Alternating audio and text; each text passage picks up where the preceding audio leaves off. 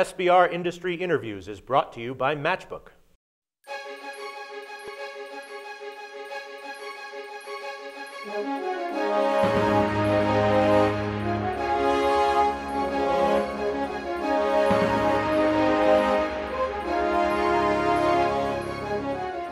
Today we welcome Mr. Murray Marshall to SBR Industry Interviews.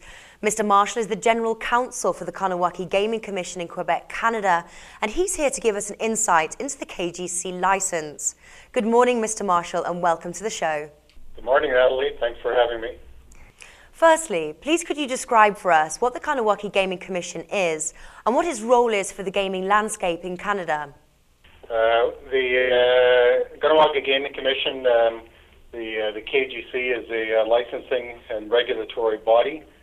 It issues licenses to conduct online gaming from servers or from a hosting facility located within the territory of Kahnawake.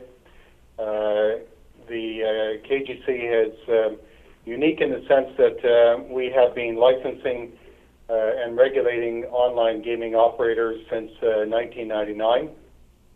So one of the first jurisdictions in the world, certainly the first jurisdiction in North America to license and regulate online gaming, and doing it continuously and successfully for over 13 years now. And actually, I'll just go back to your introduction that we're located within Quebec, Canada. That's true geographically, but the Kahnawake Gaming Commission is located within the Mohawk territory of Kahnawake, which has always asserted its right to its own unique jurisdiction as an Aboriginal community in North America. Why is Kahnawake the only territory that issues gaming licenses throughout Canada? Each territory is unique.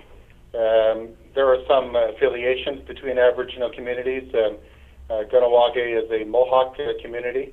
There are other Mohawk communities within Canada and also in the U.S. where there is an affiliation between the communities, but each community geographically has its own leadership, has its own government, has its own laws, has its own jurisdiction. And are operators with a KGC license only permitted to play within your jurisdiction?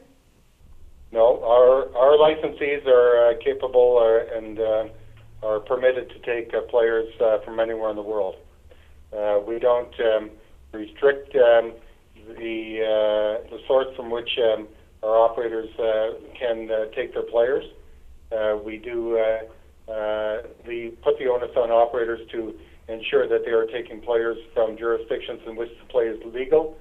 But because that particular landscape changes on almost a daily basis, aside from that general direction, we don't have a list of countries or territories that they can take their players from, and there's no intention on our side to do that.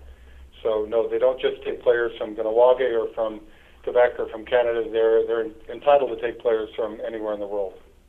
All right, so moving over to the Sportsbook operator perspective, what are the criteria an operator has to satisfy in order to attain license from the KGC? There's application forms, obviously, that need to be completed. The Gaming Commission's website is very comprehensive in terms of the information that's provided to applicants or potential applicants. All of the forms can be downloaded from the Gaming Commission website. The process is, in very rough terms, it's a twofold sort of process. The first is the due diligence that we conduct on the applicant company and on its principals, meaning its shareholders, its directors, its key persons. They must provide to us extensive information, which is then vetted using the agents we have to conduct background investigations, all of which is designed to ensure that the applicant is suitable, which is a term that's used in our regulations. The second part of it is the verification of their software, their operation systems, their control systems, to ensure that on the operational side, that it again is suitable, that the games that they're going to offer are fair, that they're demonstrably fair. We focus on testing the random number generator, for example, the RNG.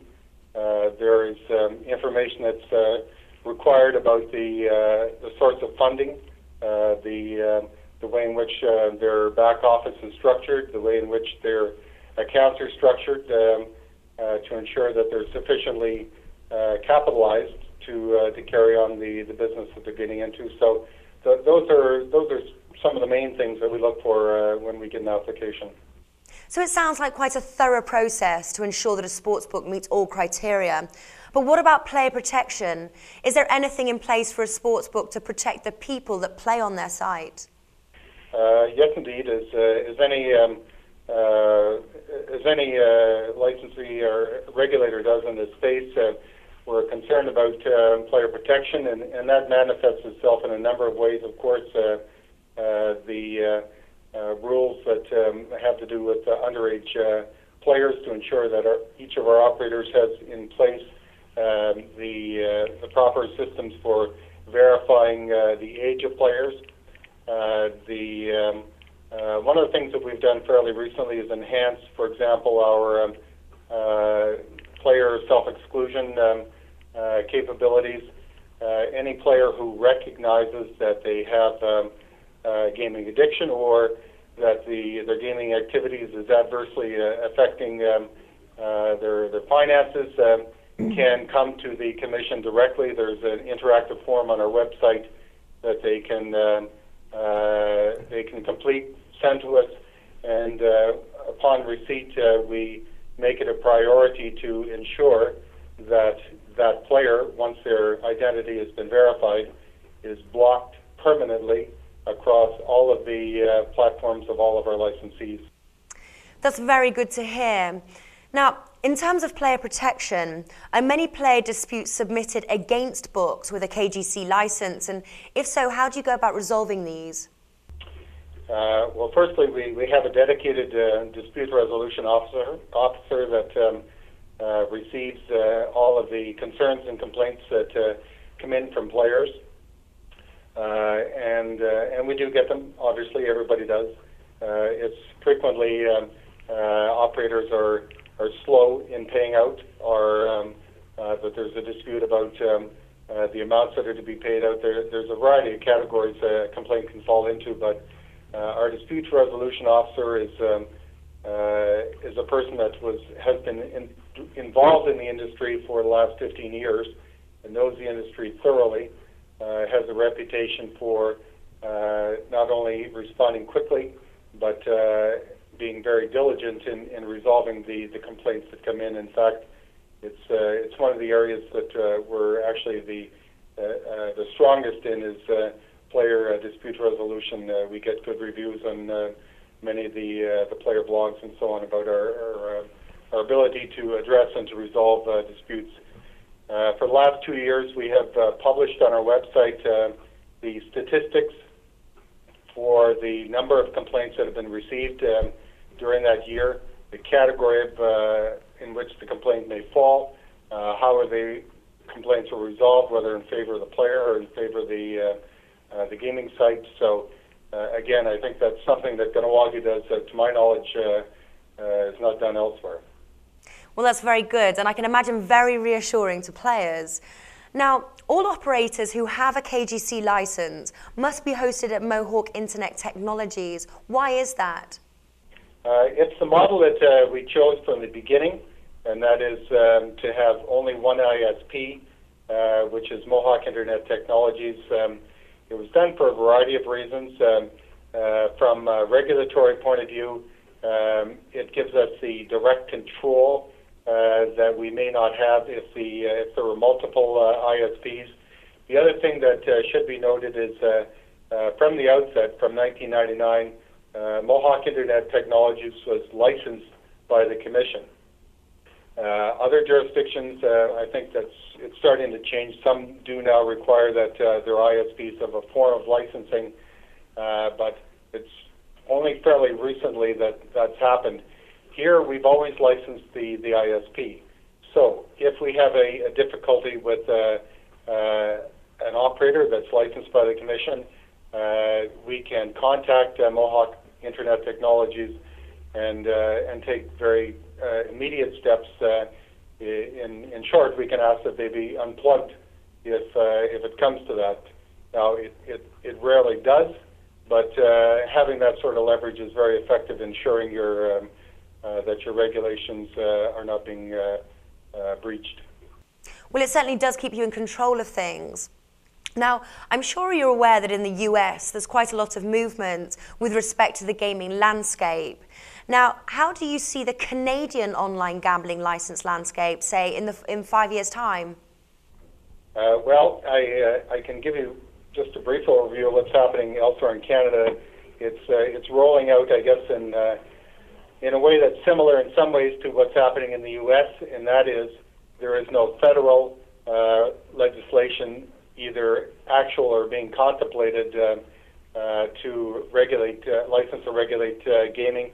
It's rolling out on a province-by-province basis, as it is in the U.S. on a state-by-state basis. The two provinces that are presently offering an online product are British Columbia and Quebec.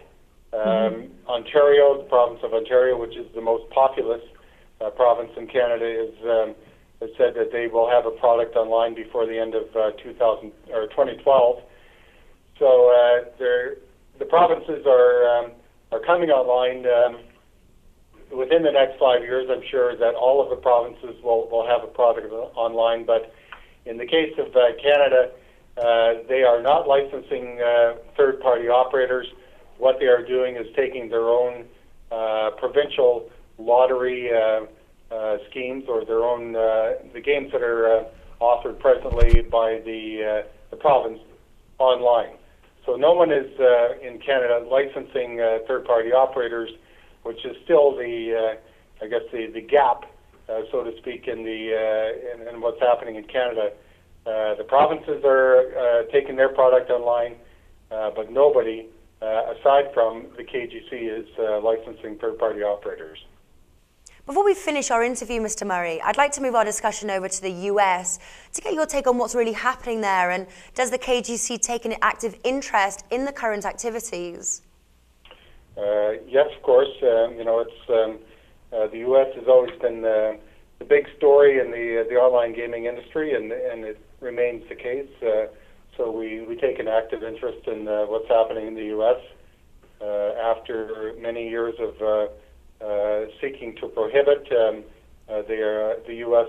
seems to be gravitating in the direction of licensing and regulating on a state-by-state basis. Because we are an Aboriginal community, what we're particularly interested in is what's happening at the tribal level in the U.S. As I'm sure you know, in the U.S. For the last 20 years, many of the tribes, as they call them in the U.S., have had land-based gaming facilities.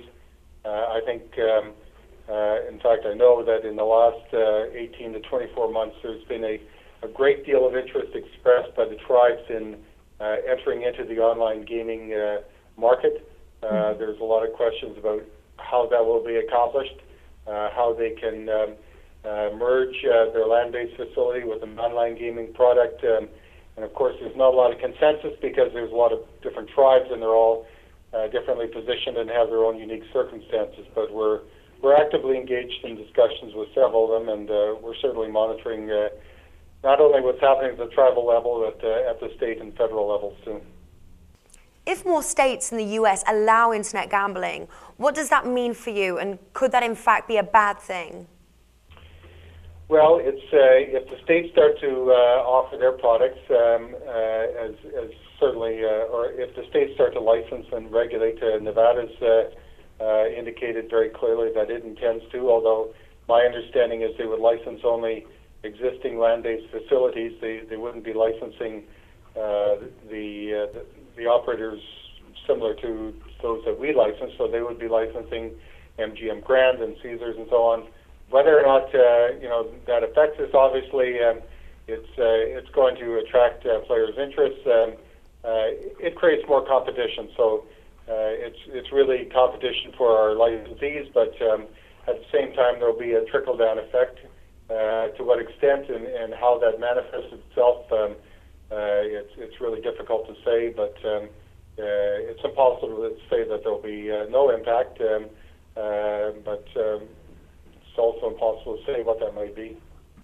Times are certainly changing, and I think the whole world is changing in respect to online gambling. It's exciting times. Mr. Murray, thank you for taking the time to talk with us today. My pleasure. I've been your host, Natalie Rydström, reporting for sportsbookreview.com. Stay tuned and up to date with the sports betting world by checking out our SBR News playlist, clicking on the videos on the screen, and make sure to subscribe to our YouTube channel to get the news as and when they happen.